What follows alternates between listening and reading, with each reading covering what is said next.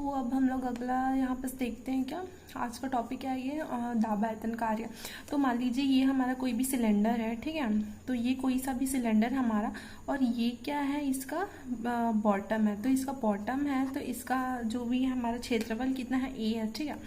और ए है, और ये हमारा कोई सा पिस्टन लगा हुआ है। ये हमारा क्या है, कोई सा पिस्टन लगा हुआ है। तो पिस्टन का इसमें घर्षण क्या है, घर्षण हो गया, और उसका भार हो गया। तो घर्षण और भार दोनों जीरो हो गया। तो जीरो हुआ तो हम लोग उसको क्या बोलते हैं, ये भार रहित है या घर्षण रहित है, ठीक है। और ये जो पिस्टन है, पिस्टन की इस सिलेंडर की तली से दूरी कितनी है, एल है। ये एल है, ये पिस्टन है, एल है। तो मान लेते हैं कि हमारा इसमें ये सिलेंडर, इसमें कोई गैस है। तो गैस है, तो और उसका जो ताप है, ताप T है, इसका दाब P है, और इसका वॉल्यूम कितना है, V है।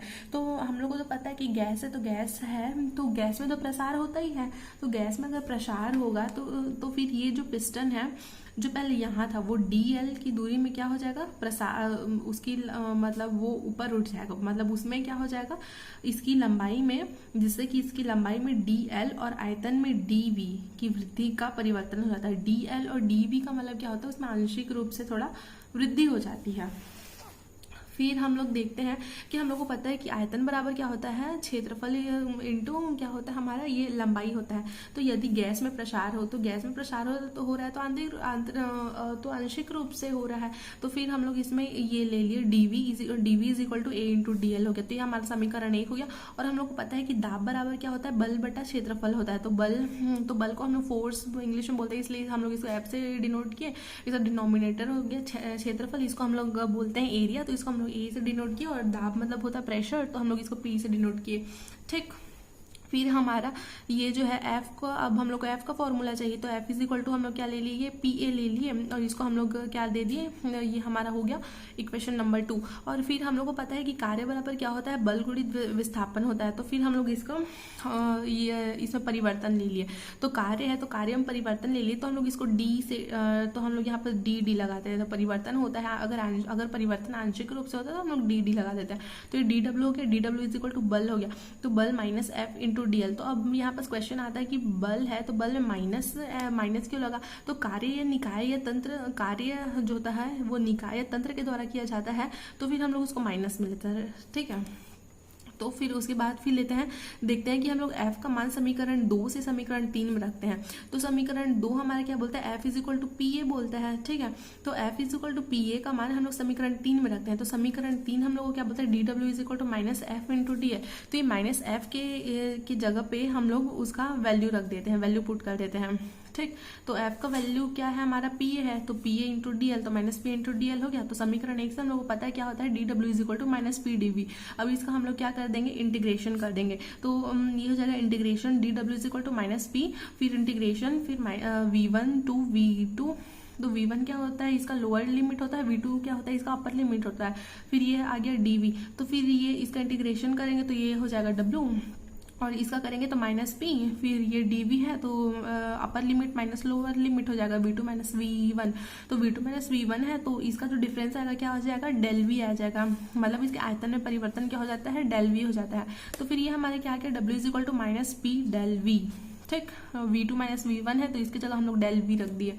तो फिर हम लोग को ऊष्मागतिकी के प्रथम नियम से क्या पता है कि del E is equal to Q plus W होता है। आंतरिक ऊर्जा में परिवर्तन उसको दिया गया ऊष्मा और उस पर किए गए कार्य के बराबर होता है। और हम लोग यहाँ पे सुपर से निकाले, W इज इक्वल टू क्या होता है, माइनस P डेल V। तो P डेल V को हम लोग इसके जगह पे रख देंगे, तो ये हो जाएगा। और अगर प्रक्रम हम लोग स्थिर आयतन पर निकालेंगे, अगर स्थिर आयतन होता है तो del V is equal to 0 होगा। अगर स्थिर दाब होगा तो del P is equal to 0 होगा। लेकिन यहाँ पर डेल V है, मतलब हम लोग को आयतन, स्थिर आयतन चाहिए, तो डेल V का मान हम लोग 0 रखेंगे। तो फिर ये क्या आ जाएगा, del is equal to QV। तो QV है ना, तो फिर इसका मतलब क्या होता है, स्थिर ताप और तो फिर इसका मतलब क्या होता है, स्थिर ताप और स्थिर आयतन पर किसी निकाय तंत्र को दी गई ऊष्मा उसके आंतरिक ऊर्जा में परिवर्तन के बराबर होता है, ठीक है। तो ये हम लोग जो देखे वो बहुत इंपॉर्टेंट था।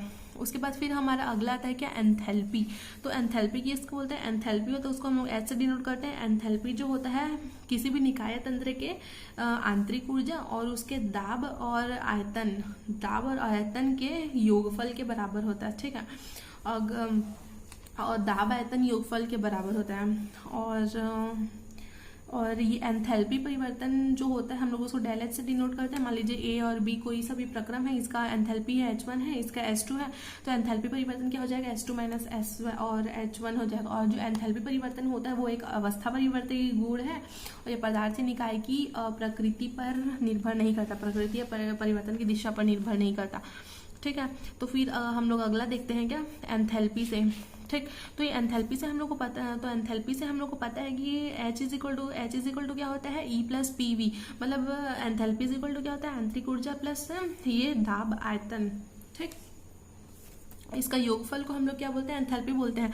तो परिवर्तन करने पर मतलब क्या होता है, हम लोग इसमें डेल लगा देते हैं, तो इसमें हम लोग डेल लगाए तो ठीक, ये परिवर्तन लगाए तो फिर del H is equal to क्या हो गया, ये डेल ई हो गया। और ये जो डेल है एक बार पी के साथ लगेगा, एक बार वी के साथ लगेगा, मतलब जो परिवर्तन है, परिवर्तन एक बार ये आयतन के साथ होगा और ये एक बार ये दाब के साथ हो गया। तो ये हो गया क्या, P del V plus V del P. उसके बाद प्रक्रम अगर स्थिर दाब पर हो, तो अभी मैंने बताया अगर प्रक्रम स्थिर दाब पर होता है तो del P is equal to 0 होगा। अगर प्रक्रम स्थिर आयतन पे होता है तो del V is equal to 0 होगा। तो अभी यहाँ बस क्या बोल रहा है कि प्रक्रम स्थिर दाब पर हो तो del P is equal to हम लोग 0 ले लेंगे। तो del H is equal to ये डेल पी है, इसका ये अगर ये 0 हुआ तो V into 0 is equal to 0 हो गया।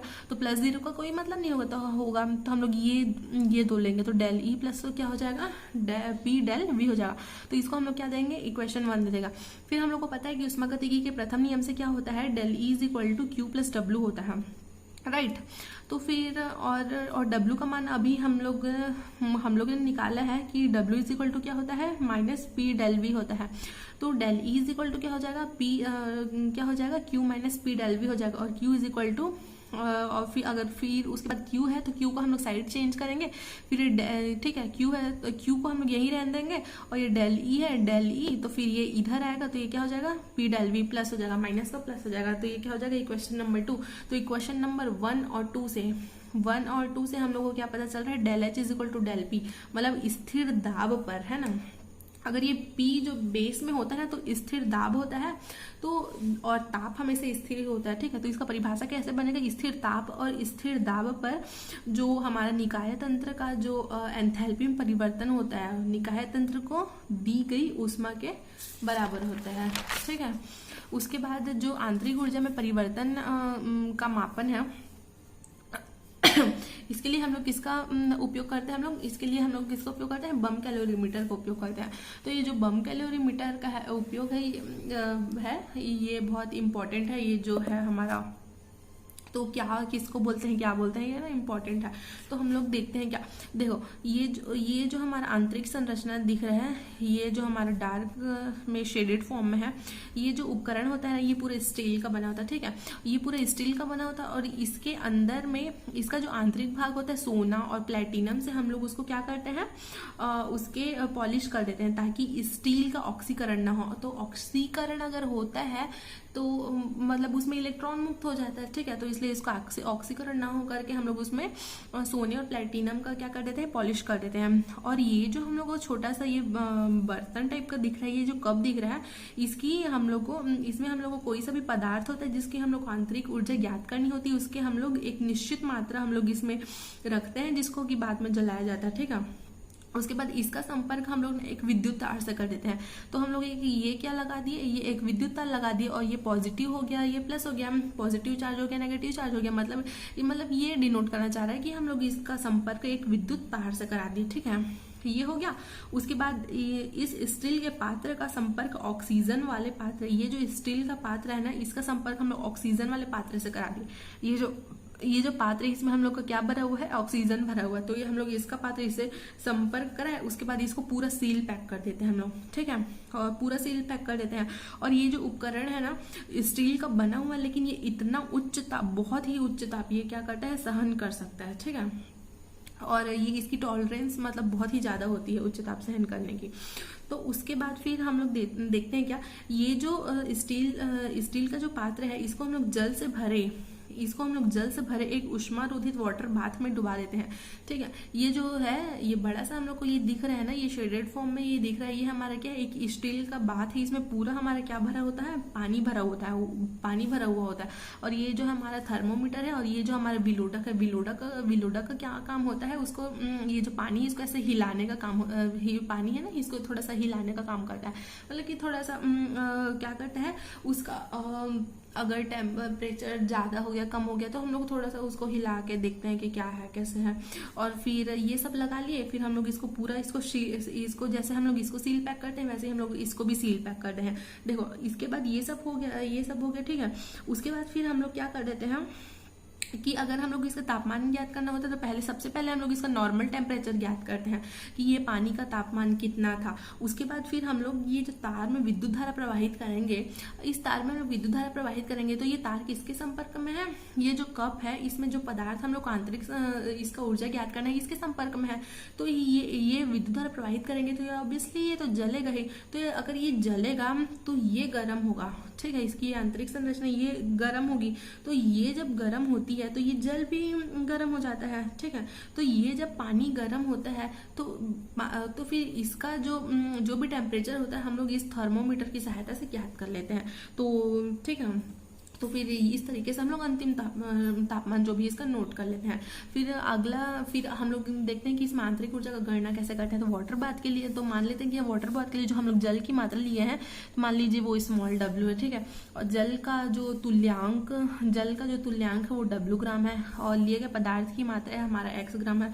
पदार्थ का आणविक द्रव्यमान स्मॉल m है। तो ताप में परिवर्तन क्या हो जाएगा, T2 - T1, मतलब कि अंतिम ताप माइनस प्रारंभिक ताप। ठीक है, तो ये T डिग्री सेल्सियस हो गया। तो जलाया गया पदार्थ का द्वारा उत्पन्न ऊष्मा कैलोरीमीटर के द्वारा हम लोग ग्रहण कर लेते हैं। ये कैलोरीमीटर होता है के द्वारा ग्रहण की गई ऊष्मा के बराबर होता है। तो चूंकि x ग्राम पदार्थ को जलाने पर कितना ऊष्मा उत्पन्न होता है हमारा, ये W हो जाता है, वो W हो जाता है, ये क्या है जल का तुल्यांक है। और फिर ये प्लस W स्मॉल w क्या हो जाता है, वाटर बाथ के लिए लिया गया जल की मात्रा इंटू T। तो T क्या है यहाँ पर ताप में परिवर्तन, फिर ये क्या है कैलोरी। तो फिर तो m ग्राम पदार्थ को जलाने पर ऊष्मा कितनी उत्पन्न होती है, m/x capital W plus small w into T calorie. तो ये हमारे ऊर्जा में परिवर्तन इतना होता है। तो ये इम्पोर्टेंट है। फिर अगला हम लोग देखते हैं क्या डेल एच और डेल ई में संबंध, मतलब कि ये क्या होता है एंथैल्पी में परिवर्तन और आंतरिक ऊर्जा में संबंध।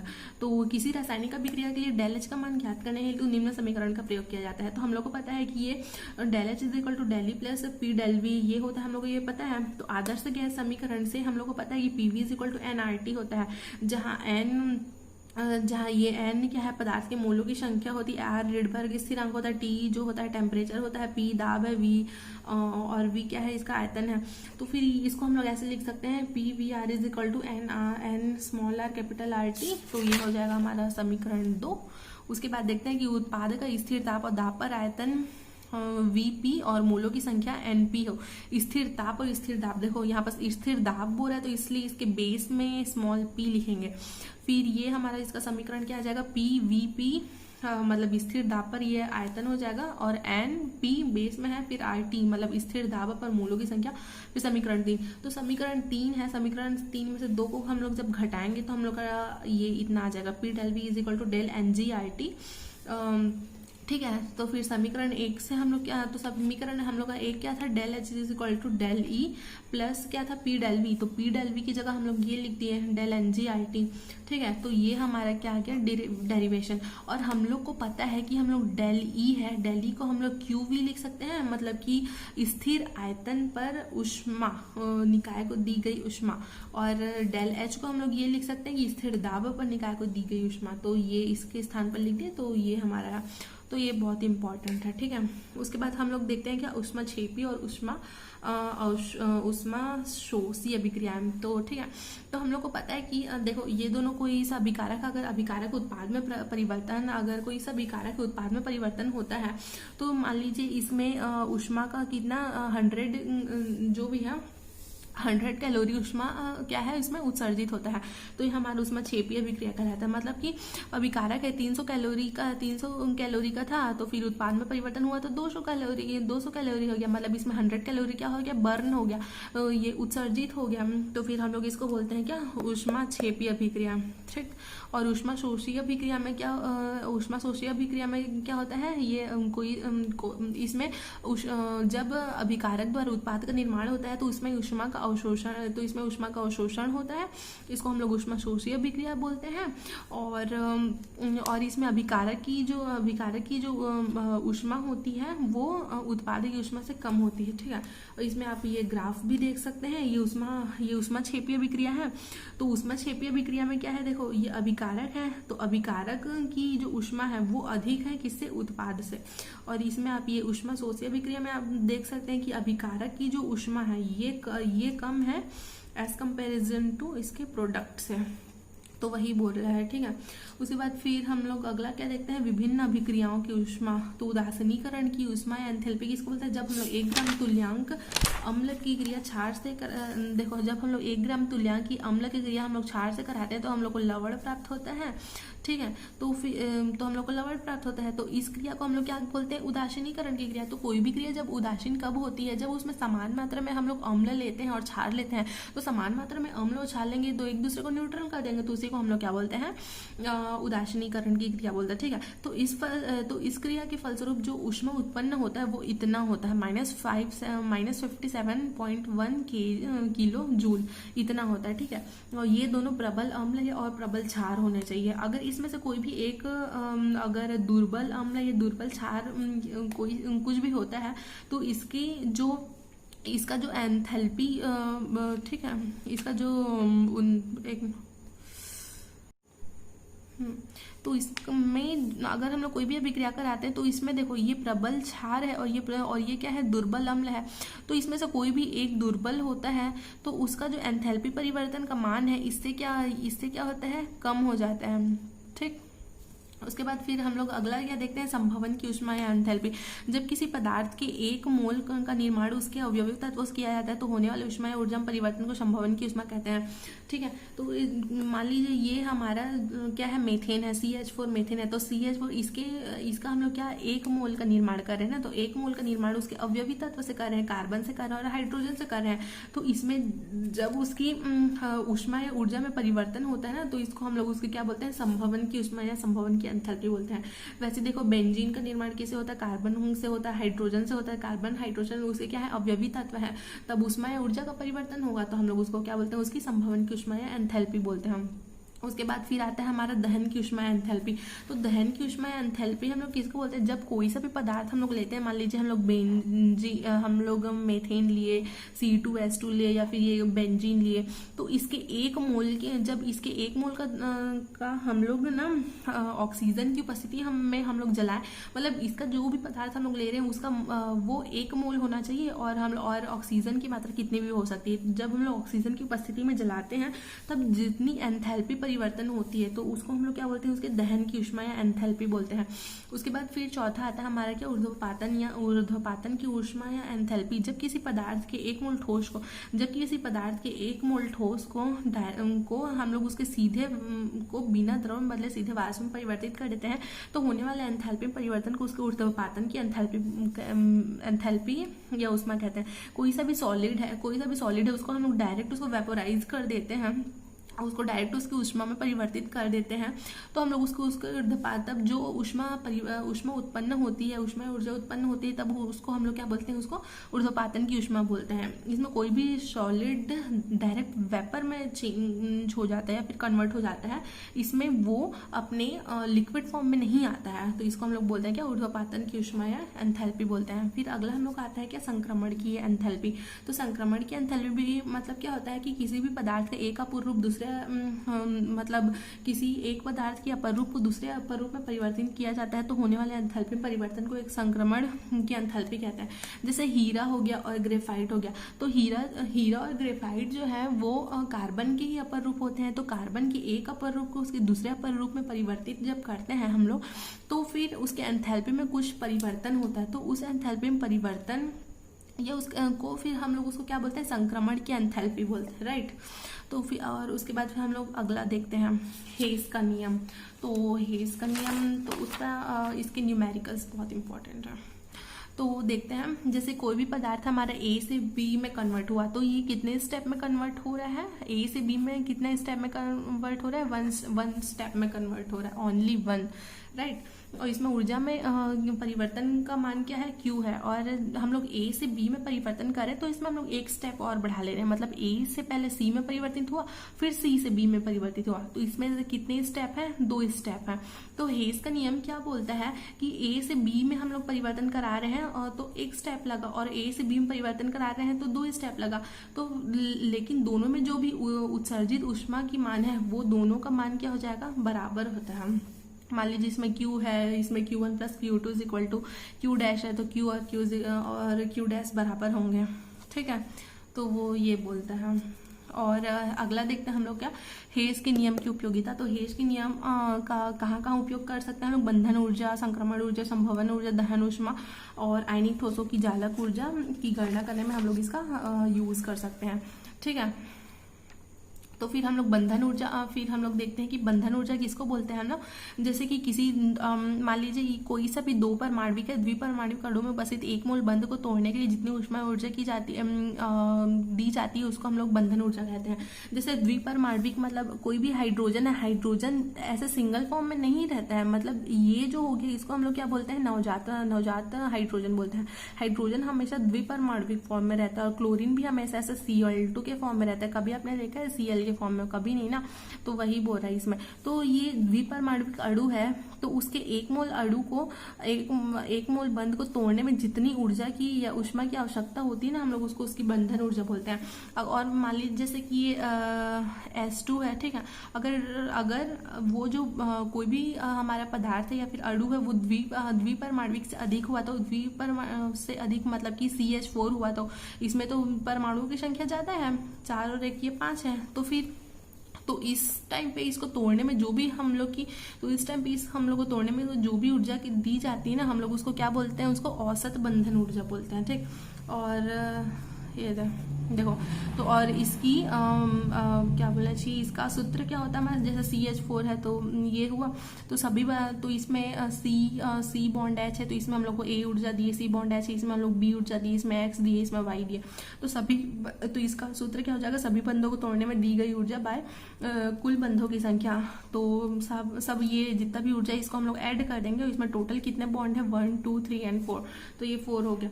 और फिर सेकंड क्या होता है, संभवन ऊष्मा ज्ञात करने में। तो संभवन ऊष्मा ज्ञात करने में इसमें हम लोग ये सारे न्यूमेरिकल्स देखते हैं। तो इसमें हम लोग पहला न्यूमेरिकल देखते हैं। देखो, निम्नलिखित आंकड़ों की सहायता से मीथेन की संभवन ऊष्मा ज्ञात कीजिए। तो हम लोग को इसमें मीथेन की संभवन ऊष्मा ज्ञात करनी, और ये हम लोग को 1 2 एंड 3 इसमें क्या हम लोग को दिया है, रासायनिक अभिक्रियाएं दिया है, और हम लोग को ये ज्ञात करना है C+2S2 is equal to CH4, ये मीथेन है, और हम लोग को इसकी संभवन ऊष्मा ये ज्ञात करनी है। और ये तीनों जो भी हमारे रासायनिक अभिक्रियाएं दिए हुए हैं इनकी संभवन ऊष्मा हम लोग को दी हुई है, इसकी है -97 किलो कैलोरी, ये फिर जो भी दिया हुआ है, ठीक है। उसके बाद देखो, उसके बाद हम लोग जैसा का तैसा इसको पहले उतार लेते हैं। उसके बाद फिर हम लोग को लाना क्या है, C+2S2 is equal to CH4। तो यहाँ पर थोड़ा हम लोग को दिमाग लगाना पड़ेगा कि करना क्या है, समीकरण हल कैसे करना है।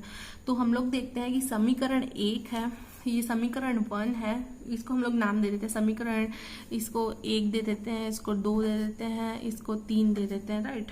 तो समीकरण 1 और 2 ये दोनों को हम लोग जोड़ेंगे तो क्या आ जाएगा, C+2S2, 1 ऑक्सीजन एंड 2 ऑक्सीजन। तो ये ठीक है, 1 और 2, तो ये 2 ऑक्सीजन हो गया, और ये क्या हो जाएगा 2S2, और ये दोनों को हम लोग ऐड करेंगे तो क्या हो जाएगा CO2 प्लस 2, CO2 का CO2 लिखे, और ये फिर प्लस क्या हो गया 2S2, और फिर ये जो जोड़े, फिर अब इसको हम लोग 3 से क्या कर देंगे, घटा देंगे। तो इसको हम लोग तो ये है जो का तो हम लोग उतार देंगे, CH4 plus 2O2 is equal to क्या हो जाएगा, CO2 प्लस 2S2। तो ये 2S2 और ये CO2 ये सब कैंसिल आउट हो गया, ये और ये O2 कैंसिल आउट हो गया। तो ये क्या हमारा बचा, C+2S2, और ये CH4 है, ये माइनस बचा, और यहाँ 0 हो गया।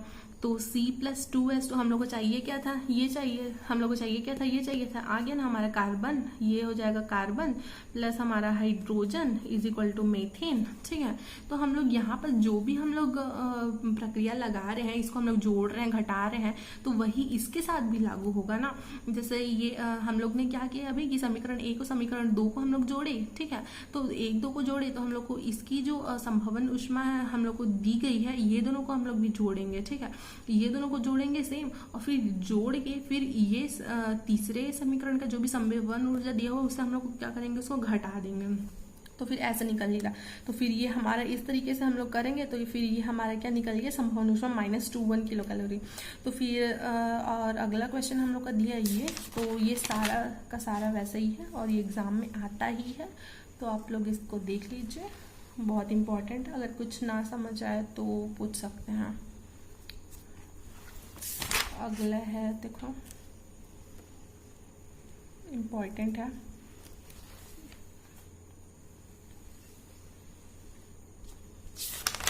ये एक हो गया। अगर कुछ भी डाउट आता है तो आप लोग पूछ सकते हैं। ये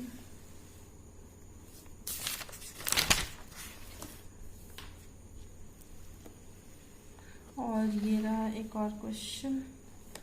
तो आप लोग का ये चैप्टर होता है ओवर। अगर आपको वीडियो अच्छी लगे तो लाइक कीजिए, शेयर कीजिए एंड सब्सक्राइब कीजिए। Thank you guys.